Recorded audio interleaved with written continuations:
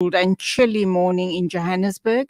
We are now joined by Professor Faizal Bux. He is the director at the Institute for Water and Wastewater Technology based at the Durban University of Technology. And he's going to talk to us about the third wave of COVID hitting KZN. Assalamu alaikum, and thank you for making yourself available again today. Wa alaikum salam, and thank you for the opportunity. Lovely clear line. So tell us a little bit about your the type of work you do at the University of Technology and how you and your team have come about by identifying through wastewater that KZN is in fact, or certain parts of KZN is in fact in the third wave of COVID-19 and the implications thereof. Okay. All right. So here at the Institute, we've been involved in research in the field of wastewater treatment, wastewater technology for the last 25 years. And with the pandemic that started off around March last year, globally, there's an emerging science called wastewater-based epidemiology, or more simply put, wastewater-based monitoring, where we can monitor for pathogens, both viruses and bacteria, in wastewater treatment plants to get an understanding of what the infection levels are in the community. So with COVID-19, many of the first countries are using the same technology where they actually monitor for the virus, for the COVID-19 virus in the wastewater treatment plants.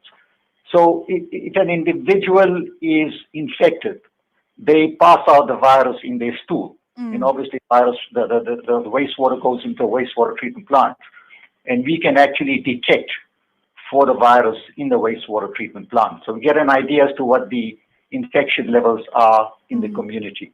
And this is, as I mentioned, it's an emerging science, but it's being used routinely in first world countries such as the USA, Netherlands, Australia, and many parts of the world as well. But it's an exact and an accurate science, the results thereof. As much as it's an emerging science, it gives you a fairly good reflection of the trends of the disease, the pattern of disease, the actual trends.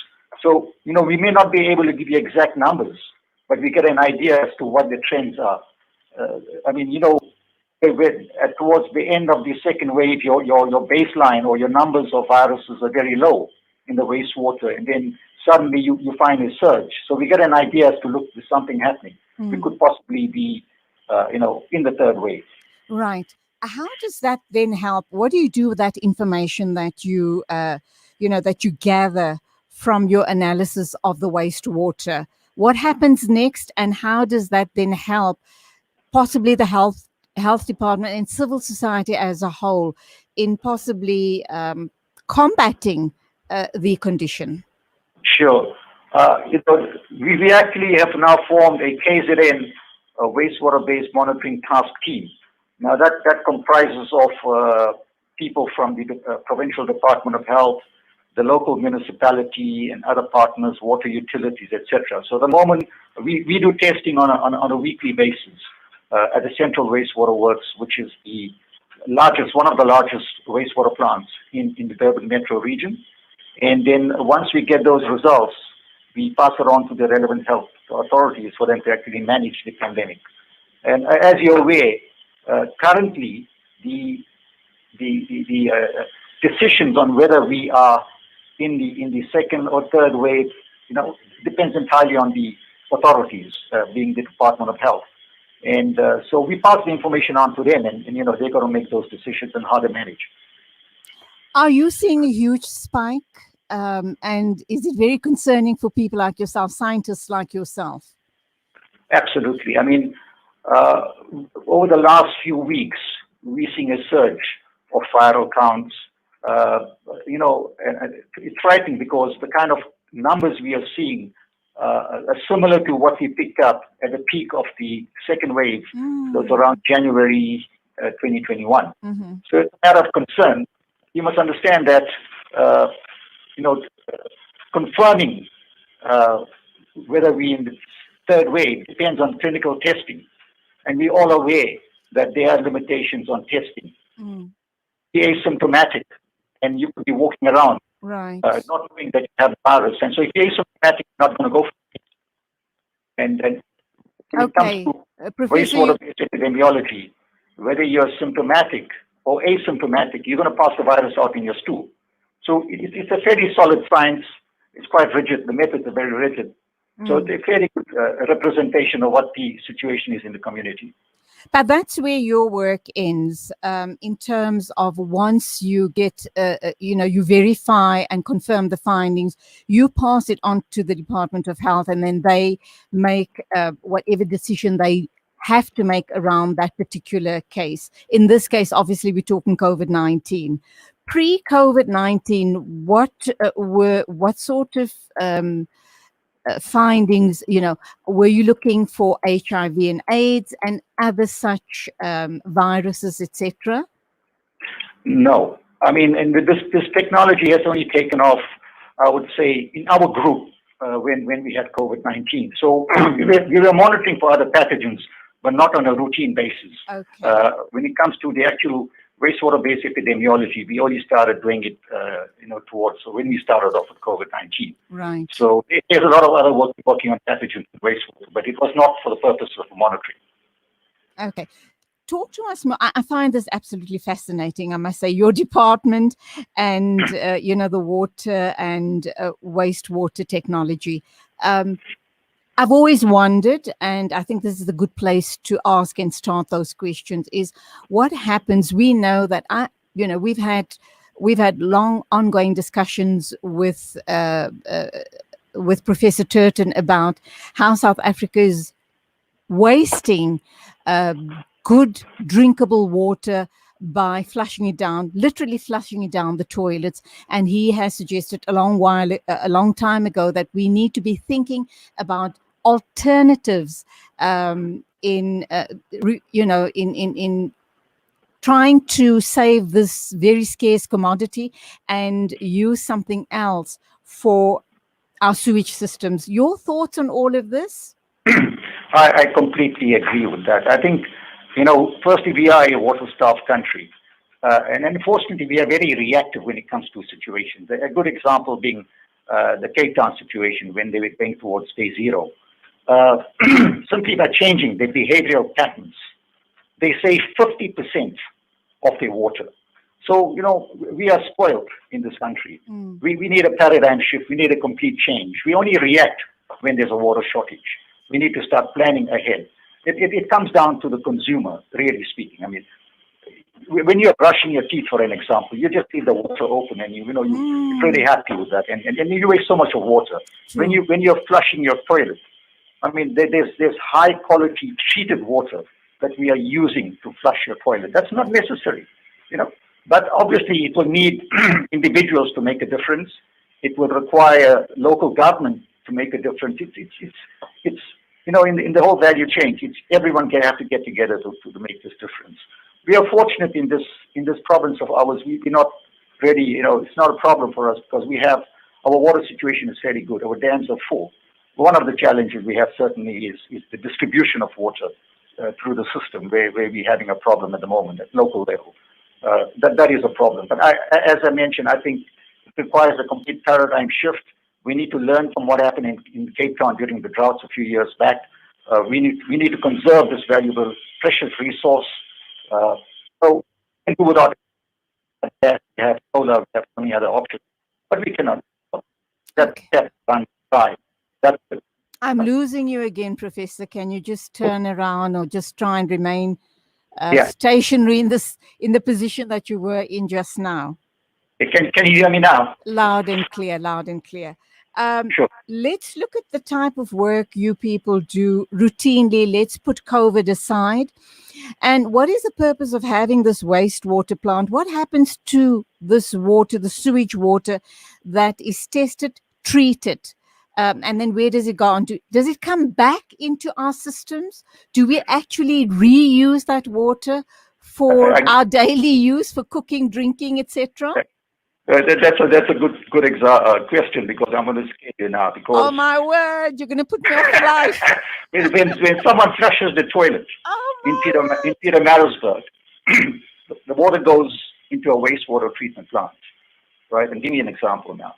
At that wastewater treatment plant, the wastewater is treated. I mean, your pathogens and all your pollutants are removed during the wastewater treatment process. Eventually, at the end of that process, your water is chlorinated, so it's should be of fairly good quality. Sorry, and then it's discharged into the river. From the river, that water would come down possibly all the way to the Inanda Dam. From the Inanda Dam, the water will go to a water treatment works. From the water treatment works, it goes to a reservoir, and then it comes to your tap. However, the quality of the water is of very high quality. It's like you have to satisfy your South African national standards. So that the consumer, end of the day, the quality of water they receive is of very high quality. I mean, years back, South Africa was known for the water quality. We have one of the best water qualities in the world. Okay, Professor, let me ask you this question. Do you drink tap water? Absolutely. Absolutely. All the way. I mean, we are fortunate. I go to many parts of the world where I cannot drink tap water. But here in my country, in my city, I can drink tap water. So I'm proud to say that. I hope it remains that way. Inshallah. What about someone's just written in to say, I never want to drink water again, tap water, that is. That's the reality. I mean, look, for all their lives they've been drinking. Professor, I've always been scared to ask this question simply because I knew I didn't want to have the facts staring me straight in the face. But having said that, we have a lot of people who we have been told. Professor Turton has told me this as well, and I'm sure you know Professor Turton. Yes. He has said that our drinking, our tap water is the best in the world. He actually confirms what you have just said now. But a lot of people are still hell bent on drinking bottled water from the store.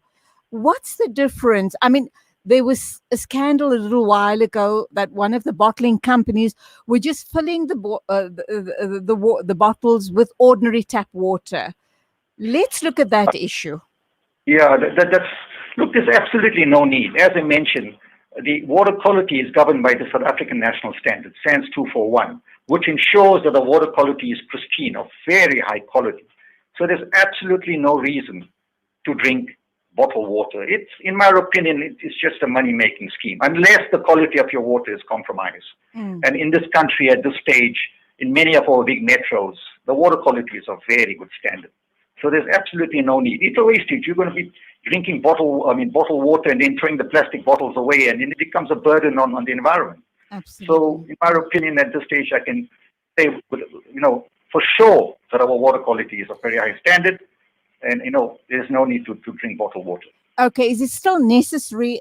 A lot of people do indulge in this practice that when they tap their water, they still boil it before drinking it. That's number one. And number two, people who have the luxury of owning boreholes, what's the situation there? Do they need to somehow or the other sterilize that water before drinking? Because it does have a very brackish taste, does it not? Sure, absolutely.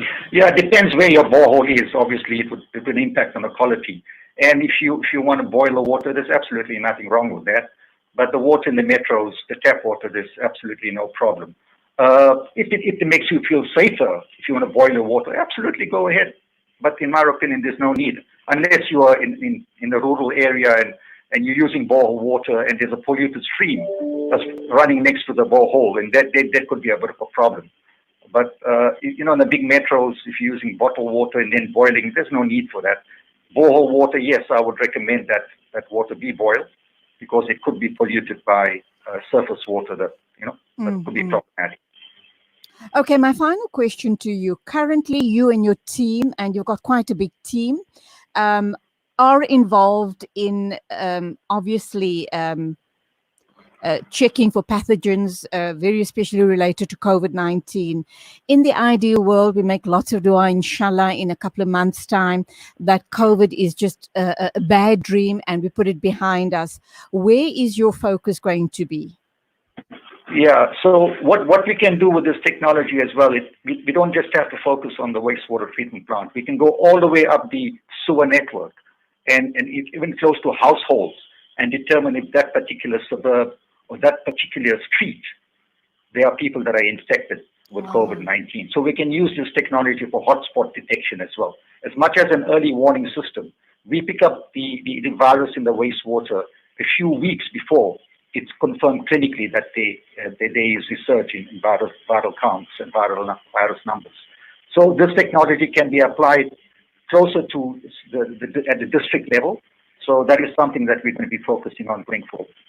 And Professor, are you comfortable that the information you then supply to the Department of Health, that is being put to good use? I hope. I'm comfortable that they are looking at it. Okay. I hope they actually act on it. I think that's most important. Yeah. As I mentioned, in emerging science, Right. this could just be another tool in the toolbox for managing the pandemic. Thank you indeed for sharing that with us, and also putting us off tap water for the rest of our lives. But it was wonderful talking to you. Keep up the good work, and salam alaikum to you. Thank you so much. My pleasure. It is exactly 9:31. That was Professor Faizal Bux, the director of the Institute for Water and Wastewater Technology, talking to us about the work that is carried out by their institution. We will be talking in a short while to someone in Palestine to bring the reality of the coalition, the Arab Party in a coalition with Israel's far right. This whole new government that's been formed, what it means to the people of Palestine, or is it really just totally meaningless? And the person we'll be talking with is Dr. Saeed El Namrouti. So do stand by for that interview.